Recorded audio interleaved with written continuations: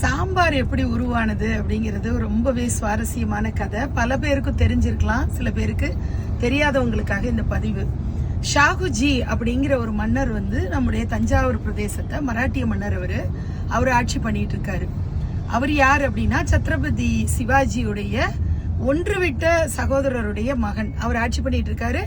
அவருக்கு சமையல் கலையில ரொம்ப ரொம்ப ஆர்வமும் அதுல கொஞ்சம் கை தேர்ந்தவராகவும் இருந்திருக்காரு. அந்த நேரத்துல சாம்பாஜி மகாராஜ், அவர் சத்ரபதி சாம்பாஜி மகாராஜ்ன்ற ஒரு மராட்டிய மன்னர் தஞ்சாவூர்ல இவரை விசிட் பண்றதுக்காக வந்திருக்காரு.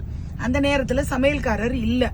அதனால ஷாகுஜி தன்னுடைய திறமையை காட்டலாம் அப்படின்னு சொல்லிட்டு தனக்கும் அந்த சமையல் கலையில இருக்கிற ஆர்வத்தின் காரணமா அவரு போய் புளிய கரைச்சி ஊத்தி நிறைய காய்கறி போட்டு ஒரு பதார்த்தத்தை உருவாக்கி இருக்காரு.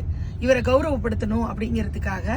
அந்த பதார்த்தம் தான் சாம்பாஜி சாப்பிட்டதுனால சாம்பாஜி கா ஆகார், ஆகார்னா உணவுன்னு அர்த்தம் ஹிந்தில. சாம்பாஜி சாப்பிட்ட உணவு, சாம்பாஜியின் உணவு அப்படிங்கிறது தான் சாம்பாஜி ஆகார்ங்கிறது மருவி சாம்பார்னு ஆயிருக்கு.